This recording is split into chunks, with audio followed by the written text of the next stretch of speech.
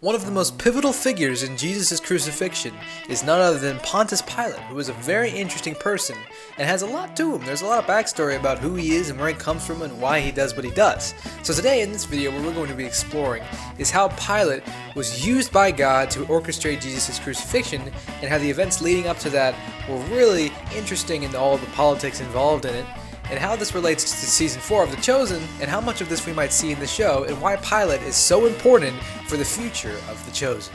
Let's go ahead and roll that intro.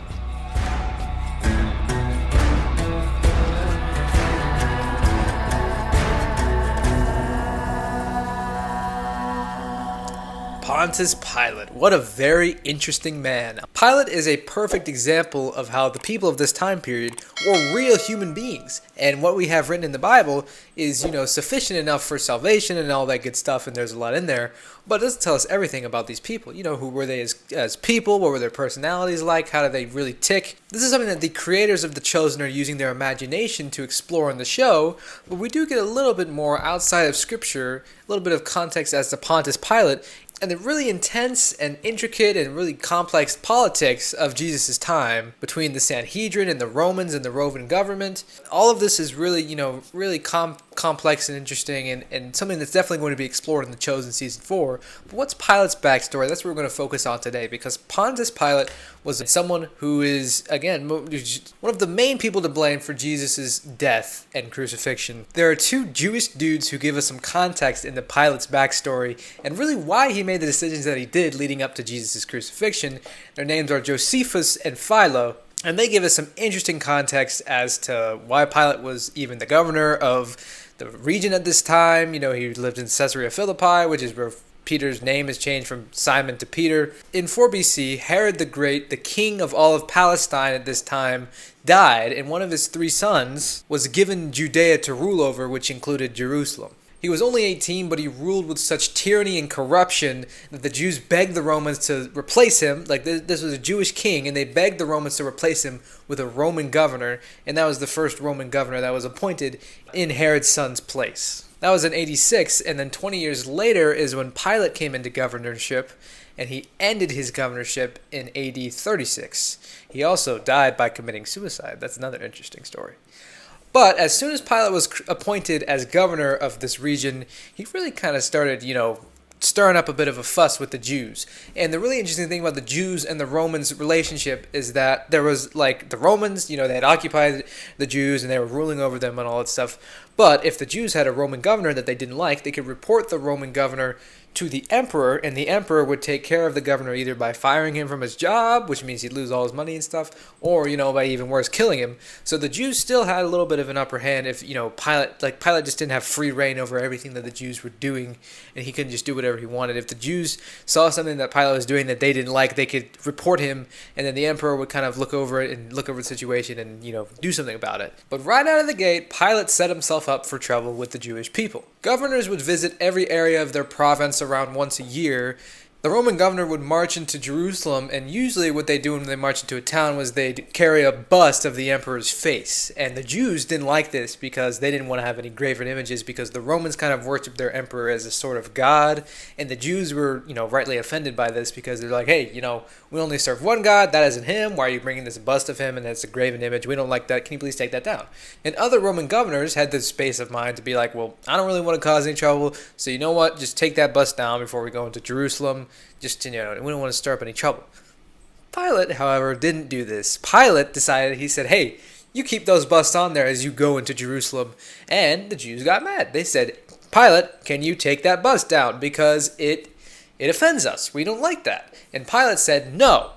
So a group of Jewish men followed Pilate all the way back to Caesarea Philippi. And they came back and they said, hey, Pilate, we followed you here.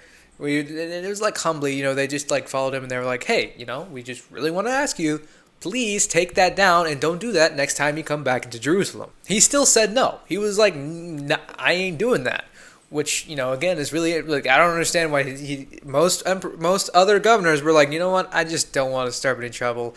Pilate was, I guess, looking to stir up unnecessary trouble that he didn't need to.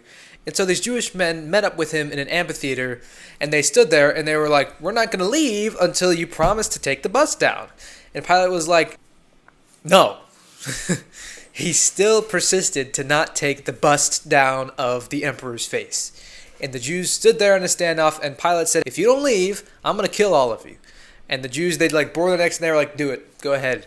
We're ready. And they kind of called his bluff, and then he backed down and said, all right, I'll do it. I'll take him down next time I come.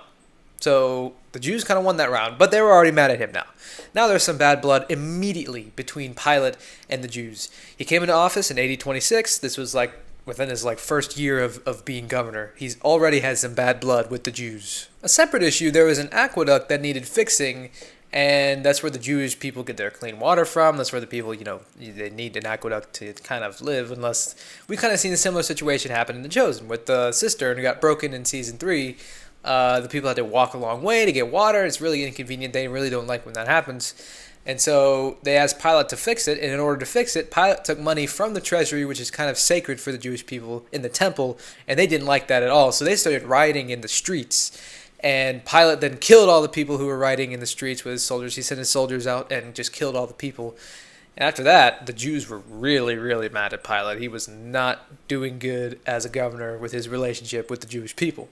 And so by this point, by the time that Jesus had been brought to Pilate after these fake, phony trials that were in a rush that the Pharisees conducted and all this hypocrisy and stuff to just get Jesus to Pilate because they needed his authority in order to crucify Jesus, the emperor was already like, this guy might be trouble. I have to keep an eye on him to make sure he doesn't do anything to offend the Jews anymore.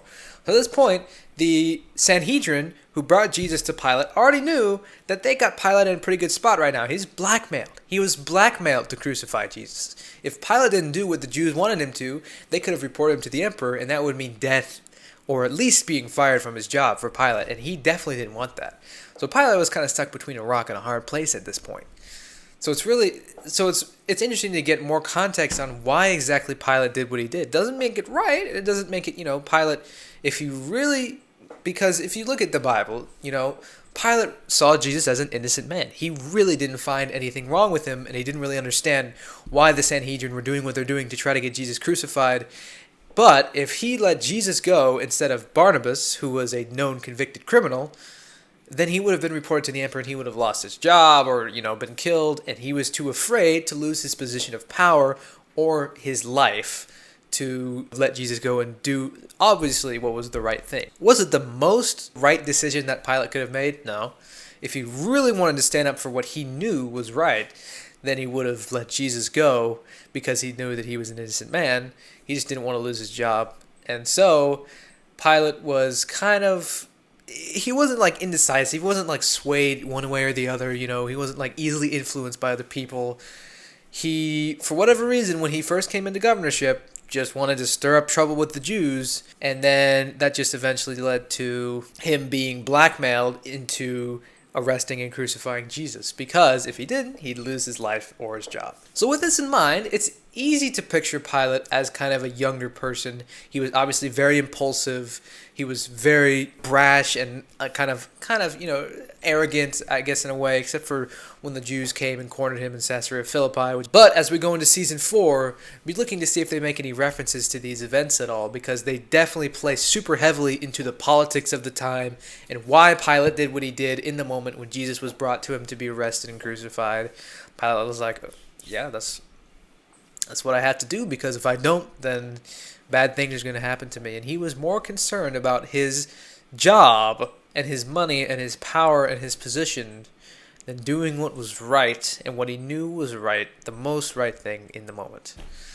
So Pilate is a super interesting character. And again, just one example of how intricate and interesting these people were, just as real and had just as many emotions and, thought lives and relationships and all this stuff as we do today. They were just as complicated. It wasn't like they were these simple people, one-off, people. They were real people who actually lived and really experienced these events. And so Pilate is just one example of how intricate and interesting and complicated and complex each and every one of these people who encountered Jesus were at the time, and how many choices they were faced with and how many decisions they had to make, which ultimately were all a part of God's plan to lead Jesus to the cross and have him be raised up from the earth, as it describes in earlier prophecies, not to be stoned by the Jews by a Jewish way of killing someone, but by a Roman means of execution.